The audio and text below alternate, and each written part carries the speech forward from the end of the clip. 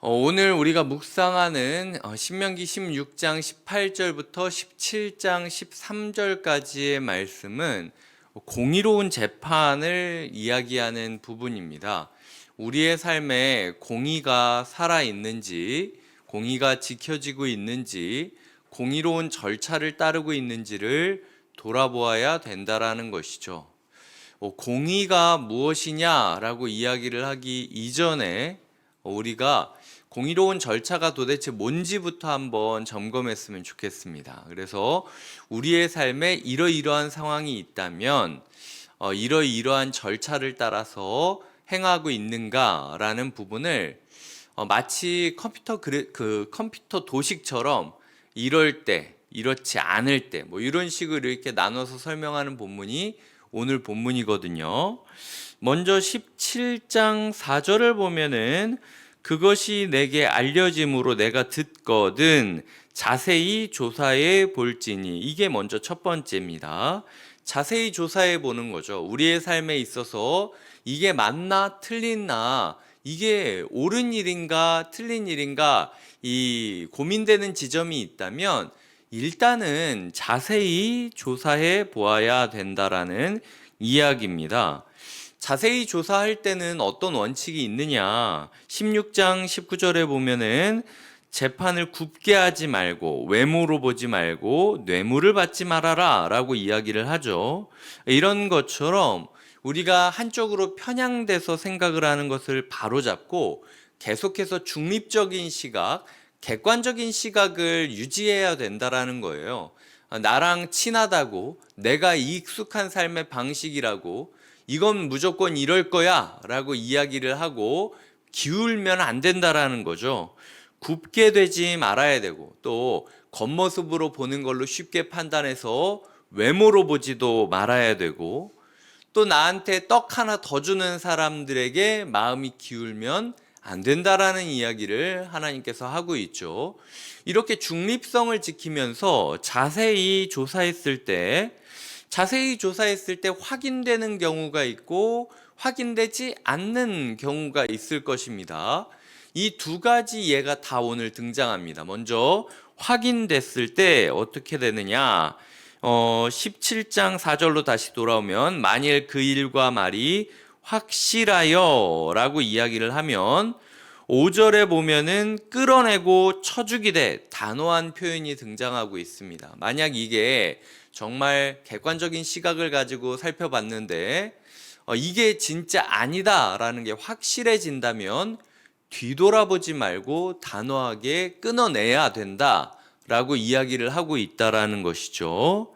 하지만 단호하지만요, 그냥 충동적으로, 감정적으로, 즉흥적으로 행해서는 안 된다라고 이야기를 하고 있습니다. 이건 네 화풀이를 하는 것이 아니라 공동체를 지키는 수술을 하는 것이다. 배가 아프다고 배를 그냥 칼로 찢어버리면 사람이 살겠느냐. 절차를 따라서 섬세하게 정당하게 수술을 해야 되는 것이 맞지 않냐. 그래서 보시면은 죽일 자를 2사람이나 3사람의 증언으로 죽여야 된다. 그냥 한두 사람이 막 이러니까, 한 사람이 이러니까 즉흥적으로 화를 쏟아내고 후회하지 말고 정말 공정한지 2사람, 3사람의 증인 소리를 공동체가 듣게 만들어 주어야 된다라는 것이죠. 그리고 그 증인이 먼저 7절을 보면 손을 댄 후에 백성들이 손을 대어야 된다라는 거죠. 자기의 이익을 따라서 마음대로 충동적으로 될 대로 되라지 식으로 증인이 되는 것이 아니라 증인에게는 너의 증언에 대한 생명값을 물겠다. 네 말 한마디 때문에 사람이 죽고 사는 거였는데 네가 만약 너의 이익을 위하여 가짜로 사람을 죽이려고 모함하려고 이런 거짓 증거를 했다면 이 피값이 너에게 돌아갈 것이다 라는 엄명을 외친 후에 그들이 돌을 던지면 그 다음에 공동체가 그들을 제거하는 모습을 가졌다라는 거죠. 말씀드리자면 공정하고 객관적인 심사, 조사 끝에 확인이 되었다라고 하면은 단호한 결단이 필요한데 그 단호한 결단을 내 혼자 분노하면서 쏟아내는 화풀이를 하는 것이 아니라 가족을 지키는 수술을 하는 것이다. 교회를 지키는 수술을 하는 것이다. 사회를 지키는 수술을 하는 것이다. 라는 마음으로 공정한 절차를 따라서 진행해야 된다라는 겁니다. 그저 분노가 아니라 증인들이 확실해야 되고 그 증인들이 그 증인에 대한 책임을 질 것이 확실하게 보증되어진 이후에 공동체가 제거하는 수술들을 해야 되는 것이 바로 이런 부분이라는 것이죠. 다음으로 만약 자세히 조사했는데도 불구하고 잘 모르겠다라고 하는 부분이 있지 않겠습니까? 그러면은 9절에 보면은 상호간에 여러 가지 문제가 상호간에 서로 투닥투닥거림으로써 도대체 누가 먼저 잘못을 한 거고 누굴 먼저 죄를 물어야 되는지 알지 못하겠다라고 했을 경우 판단이 어려울 경우는 레위 사람 제사장과 당시 재판장에게 나아가서 물으라 라고 이야기를 하고 있습니다. 하나님께 물어보아야 되고 내가 신뢰할 수 있는 사람들에게 물어보아야 된다라는 거죠. 그리고 그 물어본 지점에 있어서 이야기를 들으면 망설이지 말고 좌로나 우로나 치우치지 말고 그대로 행해야 된다라고 이야기를 하고 있습니다. 모르면 물어봐라. 이게 간단한 답인 거죠.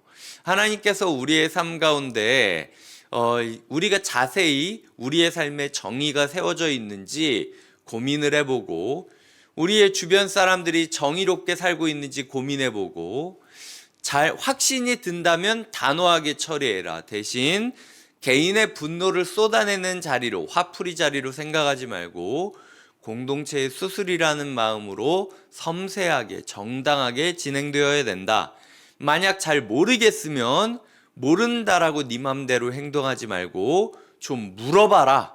물어봐서 지도자가 하는 이야기, 영적인 지도자든 아니면 나보다 선배된 자이던 내가 누구에게 물어야 될지를 정확하게 파악해야 되고 물어서 들은 답을 좌로나 우로나 치우치지 말고 지켜야 된다라는 것이 하나님께서 우리에게 원하시는 정의로운 재판 절차라는 것이죠. 우리의 삶은 너무 즉흥적으로 운영되고 있지는 않습니까?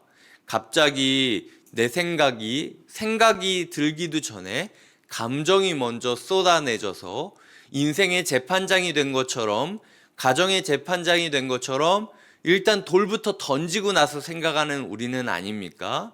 하나님께서 우리에게 먼저 자세히 객관적으로 살펴보라. 굽게도 하지 말고 편향적으로 생각하지도 말고 껍데기만 보고 파악하지도 말고 단정짓지도 말고 그리고 너에게 유리한 사람, 너에게 유리한 조건에만 기울 필요도 없다라는 이야기를 하고 계시다라는 것. 그래서 우리의 그 행동이 우리의 생각보다 늦게 움직여야 됩니다. 우리가 너무 즉흥적으로 충동적으로 살아가고 있는 것은 아닌가? 오늘 말씀을 통해 돌아보는 것이 필요하고요. 자세히 생각해 봤고 말씀을 따라 고민해 봤는데 맞다라고 하신다면요. 하면 되는 겁니다. 단호하게. 하지만 그 일에 대해서 내가 책임을 져야 된다라는 것을 항상 기억하며 누군가는 지금 이런 단호한 결정에 대하여 책임을 짊어지고 가야 된다라는 사실을 기억하며 달려가는 것이 필요하다라는 것이죠. 나아가 우리가 잘 모를 때는 모른다고 마음대로 살아가는 거나 모른다고 될 대로 되라지 식으로 뒤로 밀어두는 것이 아니라 모르면 물어봐라. 물어보고 들으면 그대로 좀 해라. 이게 하나님께서 오늘 우리에게 주시는 공의로운 삶이라는 사실을 기억하시면 좋겠습니다.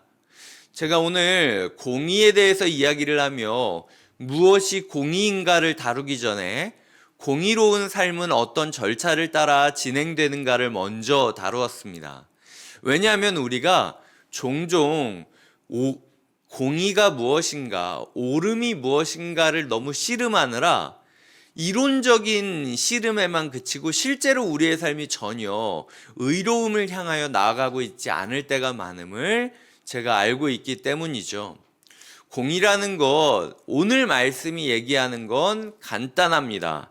16장 19절부터 22절까지를 보면 사람 말에 휘두르지 말고, 그리고 하나님 곁에 우상이나 네가 만들어 놓은 가치들을 쌓아두지도 말고, 오직 하나님이라면 이 상황을 어떻게 바라보실지만 생각하면서 하나님 중심적으로 살아가는 것이 공의로운 삶이라는 거예요.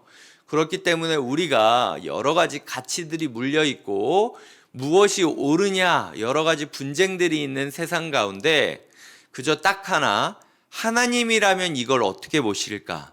정말 하나님이 이 자리에 있었다면 뭐라고 말씀하실까를 고민하며 살아가는 것이 공의로운 삶이라는 것이죠. 그래서 제단 곁에 어떤 우상도 세워두는 것이 아니라 오직 제단 곁에 나의 중심이 곧게 하나님 곁에 이렇게 우리가 바르고 성실하게 서 있는 삶을 살아가는 것, 이것이 하나님께서 우리에게 원하시는 공의로운 삶의 모습임을 기억하시며 살아가야 된다라는 것이죠. 오늘 말씀을 매듭 짓겠습니다. 하나님께서는 우리에게 공의로운 절차가 회복되기를 원한다. 그리고 그 절차들이 회복되어짐으로 공의, 무엇이 하나님 생각에 합당할까, 무엇이 하나님 보시기에 기쁠까를 추구하며 살아가는 백성들이 되기를 원하신다라는 것이죠.